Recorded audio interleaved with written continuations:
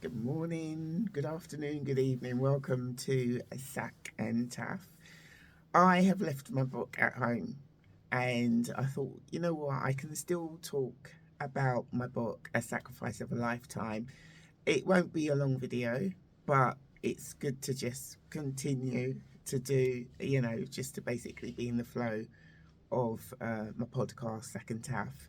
So I know that last time I put the video out, I was talking about how Rebecca, the main character, had met somebody who she really liked of the name of Wayne, and he had invited her to his flat, to his flat, and she was sharing about how he was living in a council flat, but Rebecca wasn't the type of person to sort of walk into someone's home and then start judging them because of their environment or where they lived. She just respected the fact that that's his home, you know, and she just respected the environment that he lived in. And but that's how I am to this day. I feel as though when I go to someone's home, whether it's a big house, a big posh house, or a council house, or a flat, I just respect the fact that that is their home. And I did share about how, of one or two people have come into my home and they, within about a few minutes, they've judged it. And it's happened twice where they've judged it quite quickly on just entering the home and just thought that they could just sort of like judge the home. And then, years later, when you think back, even then, I did sort of think, was that really necessary, considering that I was content in my home? But, reflecting back, you sort of think that it was not necessary. And then I've had somebody else come in and then again, within a few minutes, said, you think your house is really nice, don't you? And it was like, you look back and you sort of think, why did they sort of come out with something like that? And I shared about maybe, could they pick up on the fact that it is quite a homely home? And they may have been in homes that are quite stately, quite big, and they haven't picked up on it. They haven't sensed this. So maybe, sometimes people are like that. I'm not sure with the first couple that came in. I don't think that was the case. I think that they felt like they were helping me. But there's a different way of helping people. But with the second person, it might have been. It might have been, I don't know, it might have been. And it just seems a bit, it just really, reflecting back, it doesn't really make sense. I've never walked into a home. I don't know whether you have. Have you ever walked into a home and sort of looked around? You've been there for 10 minutes. It's the first time you've gone to their home. And normally the first time you go to someone's home, you're normally very sort of like polite and, a little bit reserved because you don't know, you're grateful they've invited you to their home. And, you don't sit there. You've just been invited to their home. You've been sitting there for 10-15 minutes and then you're looking around and then you start criticizing their home. It really doesn't make sense. It doesn't. No, it doesn't. Yeah, so I'm like that now. I mean, I've been in homes where they are very stately. It is a really big house and I've said, wow, it's a fantastic home. I've been in homes where it's a flat and I might say, oh, it's really warm. It's a really lovely warm place you've got here. And I've been in places where the house, it could have done with a little bit of a clean. And I haven't said anything. You've just walked in. It's the first time. Is that really, should you really? Yeah, and it's, and I've been in places like that and I haven't really said anything. And if it were a friend and their house was like that, maybe eventually I might sort of say, like I shared in my other video, would you like me to come and help you tidy your flat or your home up or something like that? And I actually do know somebody who struggles a little bit with maintaining their home. And I've offered before and they agreed, and then at the last minute said, no, it's all right, don't worry. It was that sort of thing, but at least you offered. And recently I've been in a home where, no, recently, and when I say recently, a few months ago, someone came into my home and they were looking around, but it wasn't the first time they'd been in the home. And they were looking around, and then I just said that I know that the home's very basic, isn't it? The house, no, the house is very basic, isn't it?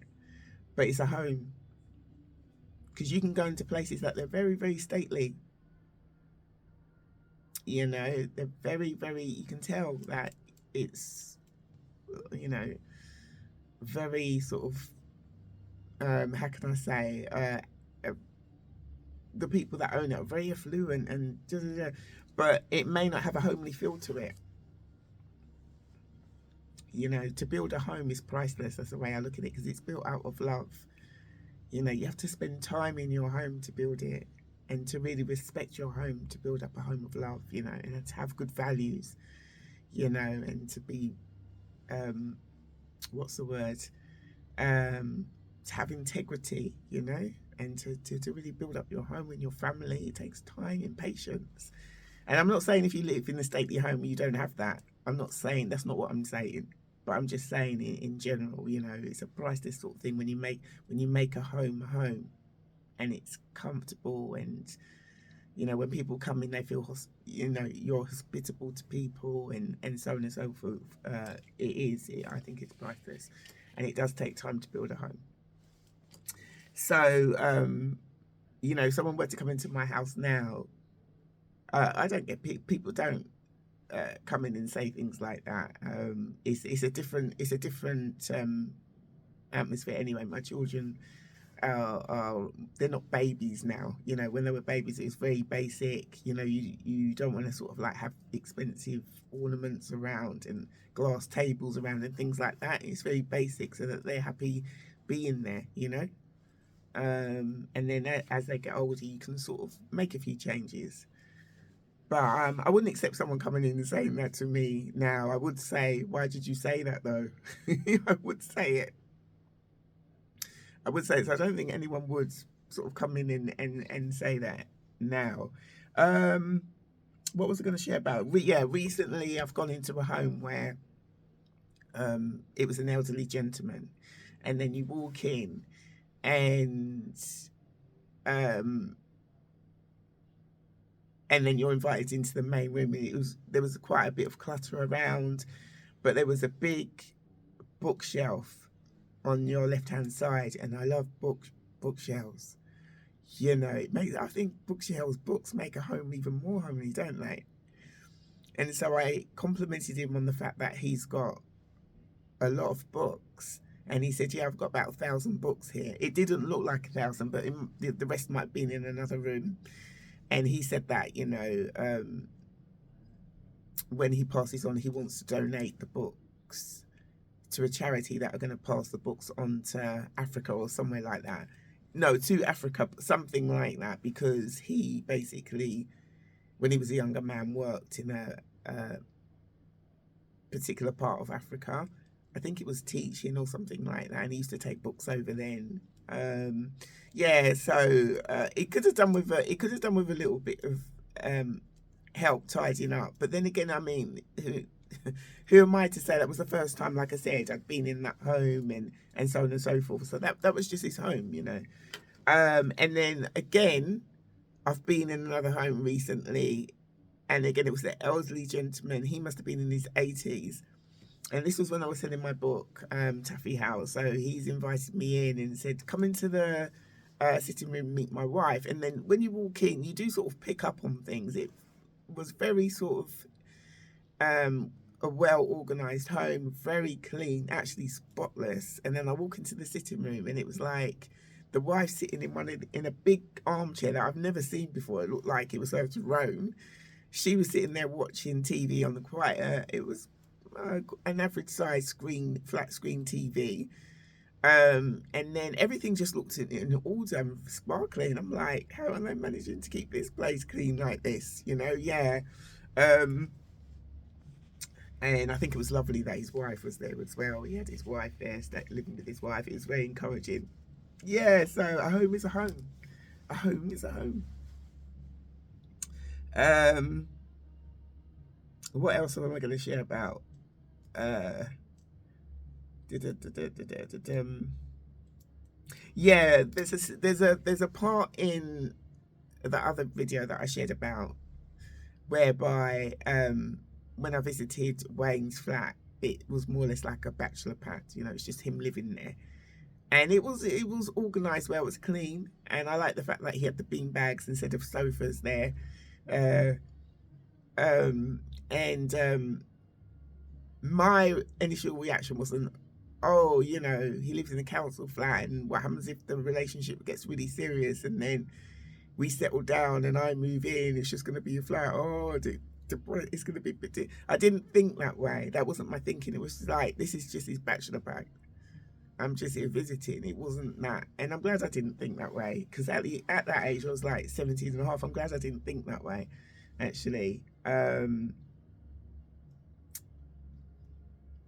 Yeah, what else was I going to share about? And then the video's isn't going to be that long. What was I going to share about? There's something here I was going to share and I can't even. Yeah, I think that's it.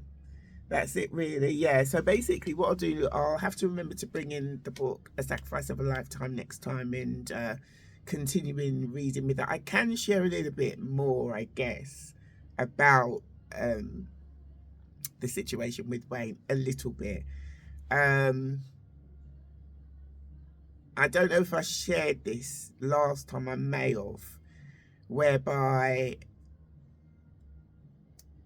the first time Rebecca visited Wayne's flat, and I think I may have shared it, she just had a really, really bad feeling. A really, really bad feeling. It's a feeling that she hadn't really experienced before. It felt as though something was wrong. And she just liked him a lot. She liked how he looked and everything. Now, he looked really trendy. He was very handsome, and she chose not to listen. She chose not to listen. And went home, the joy that she had felt and all the excitement of getting ready to meet him and, spend a bit of time with him, all that had gone, diminished. All that joy had gone. And she, I remember going home, just not feeling all that happy and what have you. And, but she continued to meet up with him.